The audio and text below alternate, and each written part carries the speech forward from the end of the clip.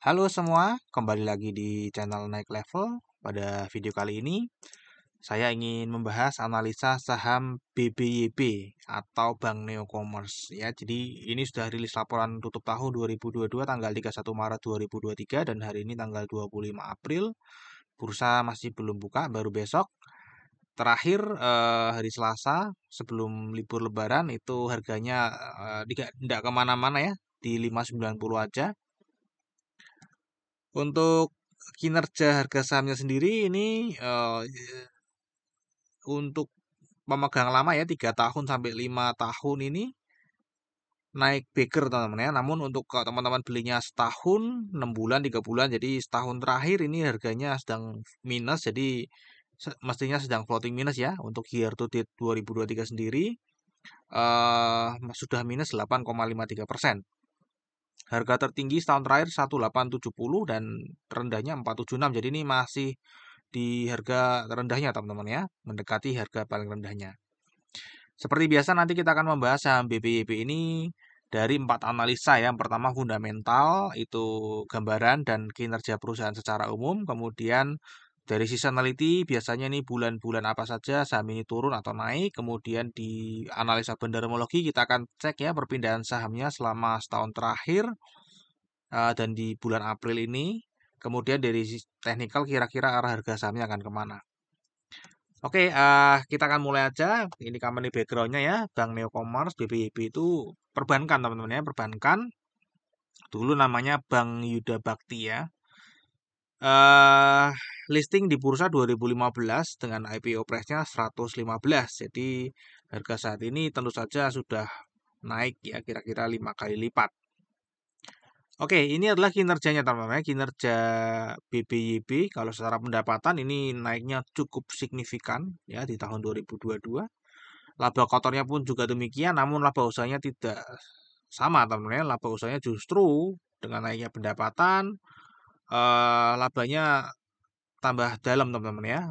Dibanding sebelum 2020 ya, 2021 ini sudah dalam. Kemudian ini pendapatannya naik signifikan, namun tidak berimpact terlalu bagus di sini teman-teman ya, masih rugi. Demikian juga laba bersihnya. Nah, kalau kita cek dari struktur pendapatannya ya, ini terjadi karena beban usahanya yang meningkat ya teman-teman. 2021 ini beban usahanya tinggi sekali, 2022 sudah menurun ya. Nah, jadi ini memang murni karena beban usaha teman-teman ya. Untuk beban lain-lain ini nggak signifikan ya, sehingga laba bersihnya ini masih negatif ya. Kalau profit cuma 4,7%, 7,4%, 10%, tapi begitu ruginya 47%, 313%, 54,5% sekali rugi ya. Oke, untuk kinerja jangka pendeknya sendiri ini pendapatannya tadi naiknya cukup signifikannya di tahun 2022 359%, kemudian laba kotornya juga sama, laba usahanya naik 20% aja meskipun pendapatannya naik sangat signifikan dan laba bersihnya naik atau lebih tepatnya kerugiannya berkurang teman-teman ya, 20%.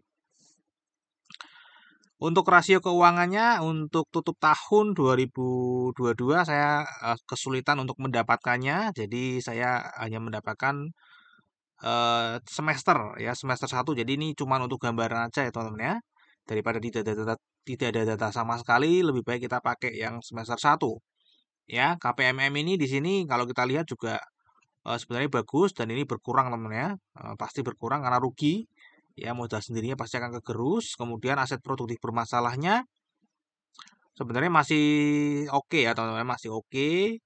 CKPN-nya juga di atas, untuk yang 2022 sudah oke ya. Namun 2021 ini CKPN-nya lebih kecil daripada NPL gross dan NPL net-nya.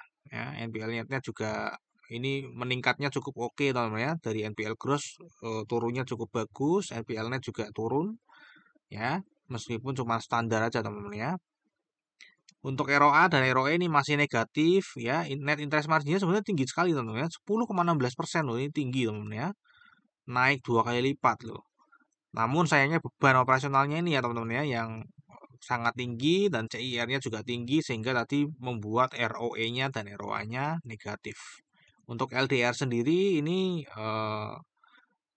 cukup terbilang cukup rendah teman-teman ya. Jadi kemungkinan dia mendapatkan dana simpanan yang naik signifikan teman-teman ya, namun belum bisa menyalurkannya ya, sehingga LDR-nya turun.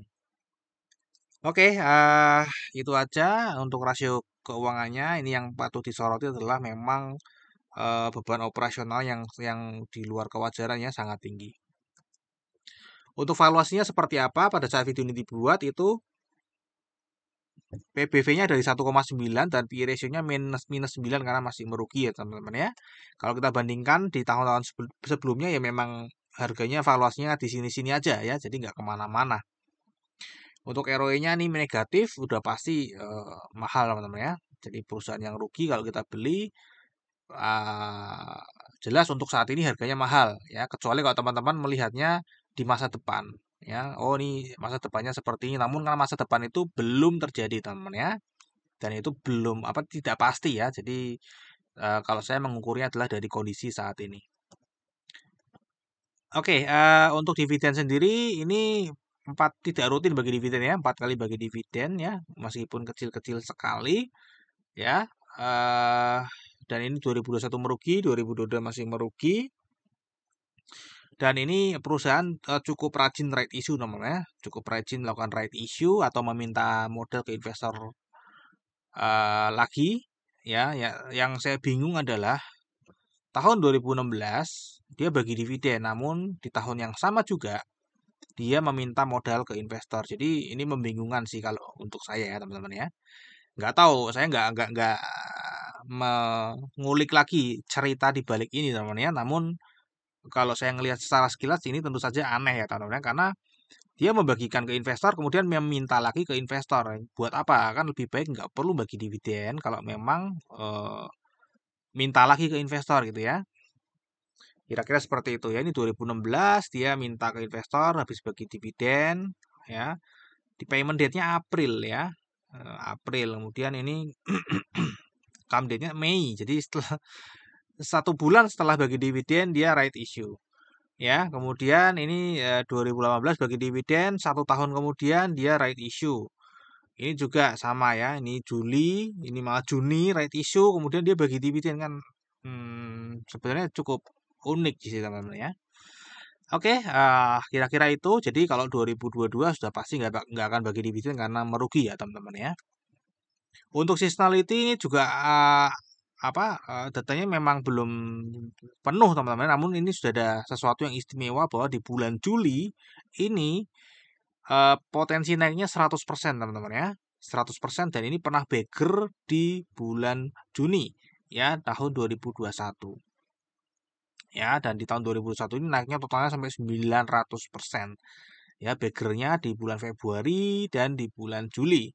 Ya, ini 100% dan bulan Oktober ini juga naiknya 100% namun ya kecil-kecil ya. Yang menarik adalah di bulan Juli ini, teman-teman ya, secara seasonality. Nah, untuk dari analisa bandarmologinya sendiri ini kepemilikan masyarakatnya di atas 50% ya, 57,03%. Kemudian ada Aku Laku, ya Aku Laku ini perusahaan dari anak grupnya Alibaba ya, Alibaba di China itu ya, Aku Laku. Kemudian ada Gosco Capital ya 1,7% dan Rockcore Financial ya. Jadi ini pengendalinya nih hanya memiliki 26,32% teman-teman ya. Sisanya ini di masyarakat. Jadi ini kalau mau ngambil keputusan eh mengambil keputusan RUPS ya cukup kesulitan nih. Dia harus memiliki 50+1 ya untuk mengambil keputusan. Oke, jumlah pemegang sahamnya ini naik ya. Naik teman-teman ya. Saya heran ya. Saham seperti ini ternyata menarik teman-teman ya. Karena datanya mengatakan demikian ya. Malah naik teman-teman ya. Dari 32,5 menjadi 33 meskipun cuma 500 orang. Ya, untuk partisipasi asing ini 12%, jadi kita bisa abaikan saja. Nah, ini adalah data kepemilikan ya setahun terakhir. Ya, kalau kita lihat di sini ada penambahan karena ada right issue. Ya, jadi ini datanya terdilusi semua. Nanti kita akan coba pilah ya supaya lebih objektif, lebih lebih clear dan objektif data analisanya. Oke, kita lihat dulu di sini teman-teman ya.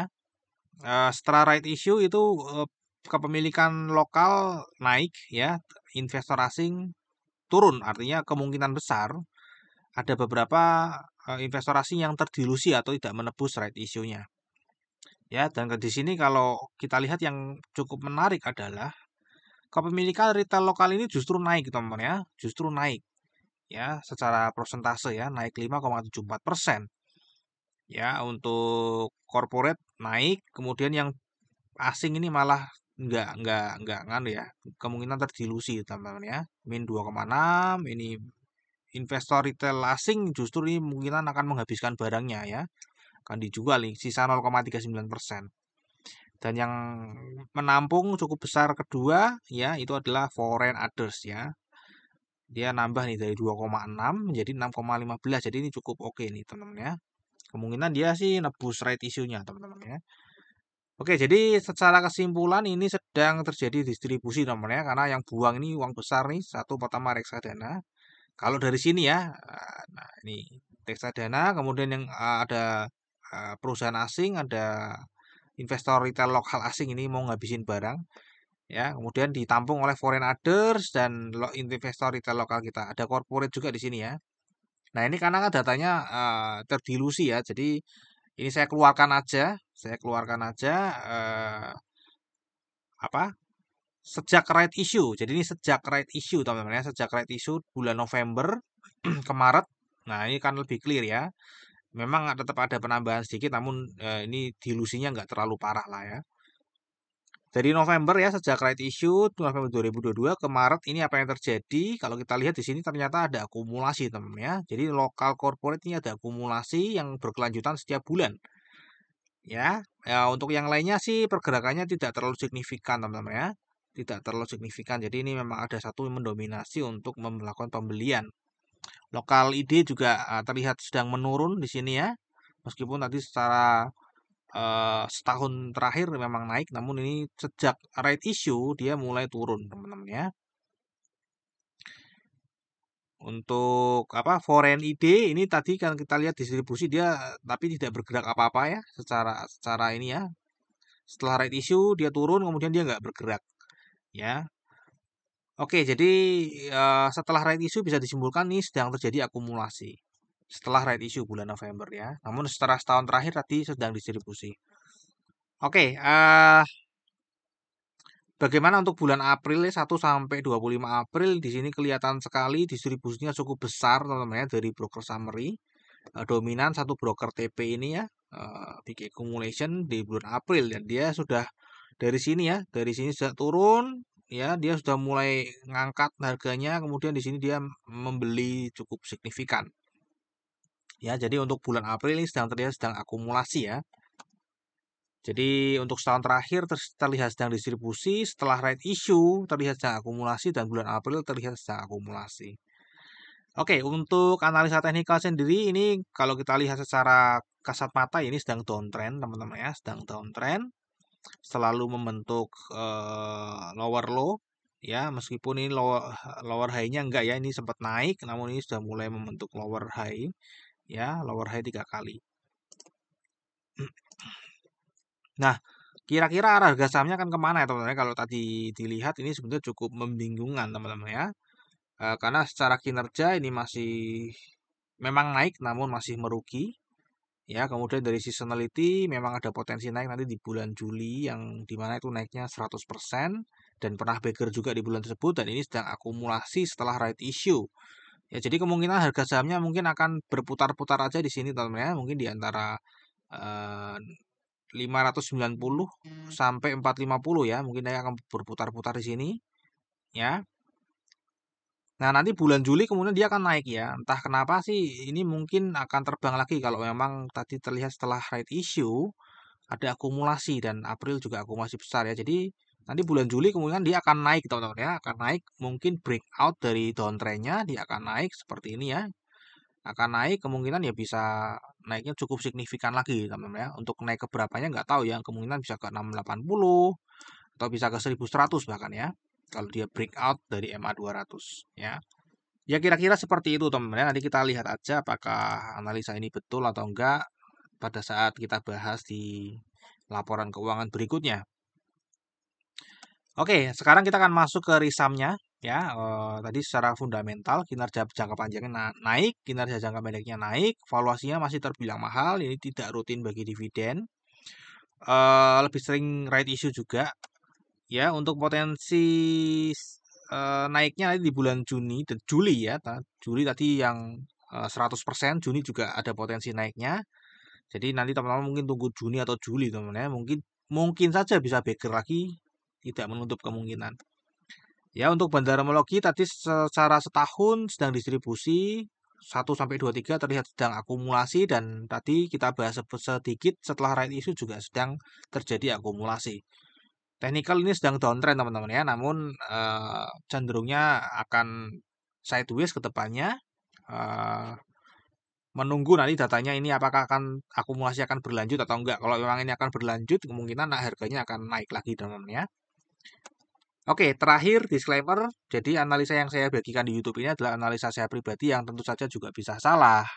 Ya, jadi teman-teman ini bukan ajakan jual atau beli saham BPYP ya. Teman-teman tetap wajib melakukan analisa sendiri sebelum memutuskan untuk membeli atau menjual saham BPYP.